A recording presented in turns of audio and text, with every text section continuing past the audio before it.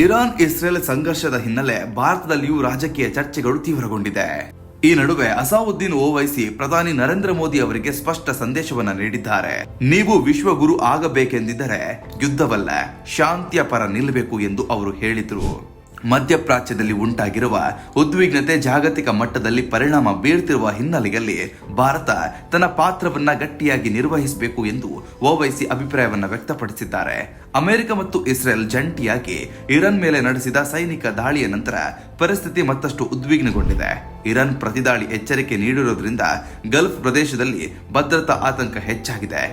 ಈ ಪರಿಸ್ಥಿತಿಯಲ್ಲಿ ಭಾರತವು ಸಮತೋಲನದ ವಿದೇಶಾಂಗ ನೀತಿಯನ್ನು ಅನುಸರಿಸಿ ಎಲ್ಲಾ ದೇಶಗಳಿಗೂ ತಾಳ್ಮೆಯಿಂದ ಇರಬೇಕು ಎಂಬ ಸಲಹೆಯನ್ನು ನೀಡಬೇಕು ಎಂದು ಓವೈಸಿ ಹೇಳಿದ್ದಾರೆ.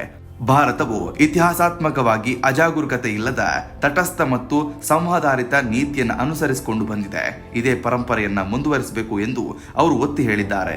ವಿಶ್ವಗುರು ಎಂಬ ಧ್ಯೇಯ ವಾಕ್ಯವನ್ನ ಉಲ್ಲೇಖಿಸಿ ಜಾಗತಿಕ ಶಾಂತಿ ಸ್ಥಾಪನೆಯಲ್ಲಿ ಭಾರತ ನಾಯಕತ್ವ ವಹಿಸಬೇಕು ಎಂಬ ಸಂದೇಶವನ್ನ ನೀಡಿದ್ದಾರೆ. ಅವರ ಪ್ರಕಾರ ಶಕ್ತಿಶಾಲಿ ರಾಷ್ಟ್ರವೆಂಬ ಹೆಗ್ಗಳಿಕೆಗೆ ತಕ್ಕಂತೆ ಭಾರತ ಮಾತುಕತೆ ಮತ್ತು ರಾಜತಾಂತ್ರಿಕ ಪ್ರಯತ್ನಗಳನ್ನು ಮುನ್ನಡೆಸಬೇಕು. ಇನ್ನೊಂದೆಡೆ ಗಲ್ಫ್ ದೇಶಗಳಲ್ಲಿ ಲಕ್ಷಾಂತರ ಭಾರತೀಯರು ವಾಸಿಸುತ್ತಿದ್ದಾರೆ. ಯುದ್ಧ ಪರಿಸ್ಥಿತಿ ತೀವ್ರಗೊಂಡ್ರೆ ಅವರ ಸುರಕ್ಷತೆ, ಉದ್ಯೋಗ ಹಾಗೂ ಆರ್ಥಿಕ ಹಿತಾಸಕ್ತಿಗಳ ಮೇಲೆ ಪರಿಣಾಮ ಬೀಳಬಹುದು. ಈ ಹಿನ್ನೆಲೆಯಲ್ಲಿ ಕೇಂದ್ರ ಸರ್ಕಾರ ತಕ್ಷಣ ಸೂಕ್ತ ಕ್ರಮವನ್ನು ಕೈಗೊಳ್ಳಬೇಕು ಎಂದು ಓವೈಸಿ ಸೂಚಿಸಿದ್ದಾರೆ. ಈ ಹೇಳಿಕೆ ರಾಜಕೀಯ ವಲಯದಲ್ಲಿ ಚರ್ಚೆಗೆ ಕಾರಣವಾಗಿದೆ. ಕೆಲವರು ಇದನ್ನ ಕೇಂದ್ರ ಸರ್ಕಾರದ ವಿದೇಶಾಂಗ ನೀತಿಯನ್ನ ಟೀಕೆಯಾಗಿ ನೋಡುತ್ತಿದ್ದಾರೆ. ಇನ್ನು ಕೆಲವರು ಜಾಗತಿಕ ಶಾಂತಿಯ ಪರವಾದ ಸಲಹೆಯಾಗಿ ಪರಿಗಣಿಸಿದ್ದಾರೆ. ಒಟ್ಟಾರೆಯಾಗಿ ಓವೈಸಿ ಸಂದೇಶವು ಭಾರತವು ಈ ಒಂದು ಸಂಕಷ್ಟದ ಸ್ಥಿತಿಯಲ್ಲಿ, ಅಂದ್ರೆ ಯಾವುದೋ ದೇಶಗಳು ಕಿತ್ತಾಡ್ತಿರುವಂತಹ ಸಂದರ್ಭದಲ್ಲಿ ಯಾವ ರೀತಿಯ ಪಾತ್ರವನ್ನ ವಹಿಸಬೇಕು ಎಂಬ ಪ್ರಶ್ನೆಗಳನ್ನ ಎತ್ತಿದೆ.